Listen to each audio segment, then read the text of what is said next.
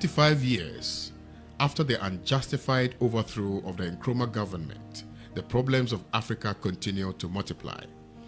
Africa's resources continue to be owned by multinational corporations from the metropolitan countries and are exploited largely to improve their balance sheets. Access of the masses to such social services as health, education, and housing continues to decline. The struggle to liberate Ghana and Africa from the clutches of neo-colonial exploitation and domination continues unabated.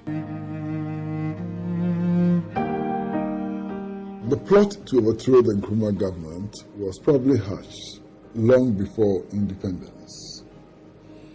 And the first manifestation of that plot came in 1958, when some police officers and members of the opposition to Nkrumah gathered and organized a coup d'etat, which became known as the T-Junction affair. It was a collaboration between Western intelligence agencies and local lackeys of imperialism. The local lackeys of imperialism could not understand why ordinary people, farmers, women, young people and so on, were rallying together to take power from the colonialists and building a new society in which nobody was to be left behind. The local lackeys of imperialism had figured out that if the imperialists left, it would have been their right to assume power. But Nkrumah did not give them that opportunity. Nkrumah mobilized the unemployed, he mobilized the working people, he mobilized market women and so on, and they took power into their own hands and started building a new society in which the equality of citizenship was a cardinal principle.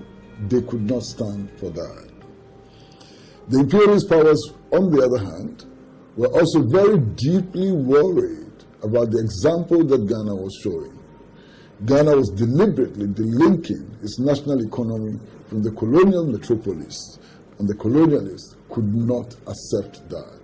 The imperialist forces did not want a shining example to the rest of Africa, to countries in Asia, and to countries in Latin America, and they were determined to curtail this experiment. Evidence for this can be found in a telegram which was dispatched by the then British High Commissioner, A.W. Snelling, to his home government, in which he made the point that Nkrumah was making the African too politically conscious, and therefore they had to get rid of him. The declassified documents of the Central Intelligence Agency of the United States of America also attest to this grand conspiracy between the forces of imperialism and local lackeys of imperialism to overthrow the Nkrumah government, to abort the socialist experiment, to abort the creation of a new society in which its people had access to important social services like health, like education, like housing, etc. That was the plot, and that is why the Nkrumah government was overthrown. The Nkrumah government was overthrown primarily because it was setting an example, a shining and golden example for the rest of the world, for the rest of newly independent nations and so on. Of course, we have to understand that one of the key agenda of the Nkrumahist government, the Nkrumah government, was the political and economic integration of Africa. The political and economic integration of Africa was meant to ensure that African people could take control of their own resources and exploit these resources for the benefit of their people. That could not be tolerated, and Nkrumah had to go. And plots were hatched. Of course, before the February 24 coup, 1966, there had been various attempts. I'd already spoken about the T-Junction affair in 1958. There had been the attempt to assassinate him in his office in the Flagstaff House. There had been the Kolungungu bomb blast. There had been the Accra Stadium grenade attack, and so on. There had been many efforts aimed at assassinating Nkrumah, and all of them had failed. And all of them eventually culminated into the February 24, 1966 coup. It was on the anniversary of Ghana's Independence Day when a bus transported the selected school children and workers to the venue of the parade, where I was expected to present a flower to Nkrumah. When Nkrumah arrived, he stayed for a few minutes and left. Just about 5 to 10 minutes after Nkrumah's departure, there was a bomb explosion. The explosion lifted me, and the next thing I saw was many people lying on the floor and some screaming. Mama boy, mama boy, I'm to say, Mama, can't get a mamma to my family. I was then transported to the 37 Military Hospital for treatment. I spent over a year in the hospital and later transferred to Britain for further treatment. Much was done, but they couldn't save my leg. After the bomb explosion, Nkrumah visited and promised that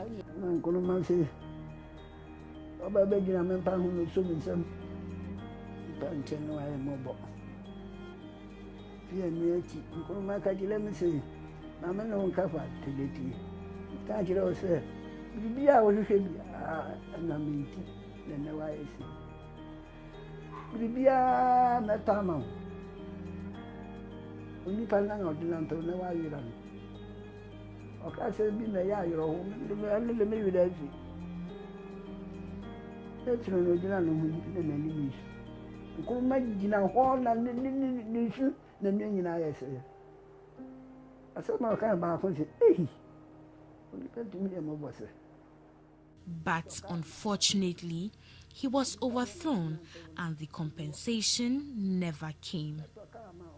I was robbed of my future because some wicked people wanted to kill Nkrumah, and I, amongst other innocent people, had to pay for their crime.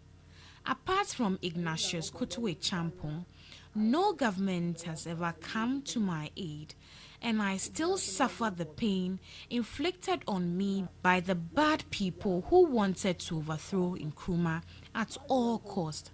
The pain in my leg sometimes gets very severe. I had to end my education and lost an opportunity to pursue a career. My whole future was destroyed because of some people's hatred for Nkrumah. Oh, come on, Nkrumah, when you. I will leave me my boy, buy a mobile. Into my home. On February 24, 1966, the Central Intelligence Agency of the United States of America and its surrogates in Ghana Police Service and the Ghana Armed Forces overthrew the Nkrumah government in a violent coup.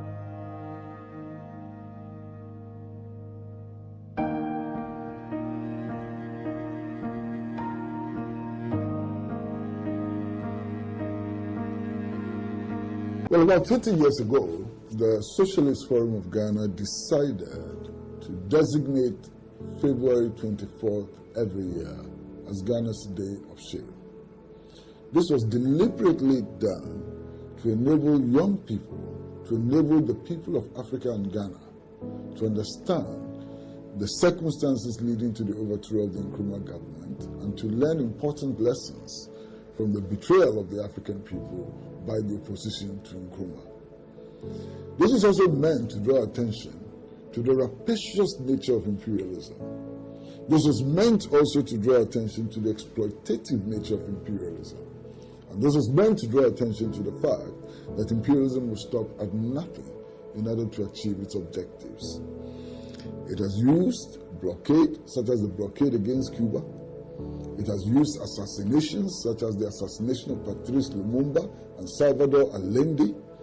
It has used all kinds of methods, including sometimes the forceful overthrow of democratically elected governments in order to achieve its objective. The declaration of February 24th as Ghana's Day of Shame is to enable all of us to come together to learn the important lessons of the overthrow of the Nkrumah government and to struggle together to make it impossible for such imperialist interventions to succeed anywhere in the world. It's important to recall that after the coup against Nkrumah, many atrocities were committed by police and civilian agents of imperialism and their civilian collaborators. I recall that many leaders of the Convention People's Party which Nkrumah led were arrested and thrown into detention without charge or trial. They were banned from participating in the political processes. A number of them were killed. And I recall the case of Boy Moses, that assistant, that aide of Nkrumah, who was actually captured at the airport and put in a cage and driven around the city of Accra. These agents of imperialism were so destructive that they actually ordered the burning of books about Nkrumah and books written about Nkrumah and all progressive literature. And these books were burnt in bonfires on university campuses and their communities. They hated intellectualism. They even sought to destroy intellectualism. I recall that in 1969 or thereabout, Parliament sat under a certificate of urgency and criminalized the printing and circulation and possession of photographs of Osagyefo Dr. Kwabena Nkrumah. They sought to destroy every and anything that was progressive. Today, we are continuing in the footsteps of Nkrumah and the Convention People's Party. Today, we are retracing our steps. We, today, are working to build a new Ghana on the basis of social justice and deeper democracy. Today, we have rallied around the Socialist Forum of Ghana, and we are determined to build a united Africa, an Africa whose people are fully integrated in the areas of the economy and in the areas of social development and national politics. We want to build that Africa which was envisaged by Ahmed Sekou Touré. We want to build that Africa, that new Africa, which was envisaged by Modibo Keïta, by Patrice Lumumba, and by Kwame Nkrumah. That new Africa will be built. And the observance of February 24 as the Day of Shame should provide us with a platform for examining all the machinations of the forces of imperialism and neocolonialism in order to chart the way forward to that new Africa, in which no child will go to bed on an empty stomach.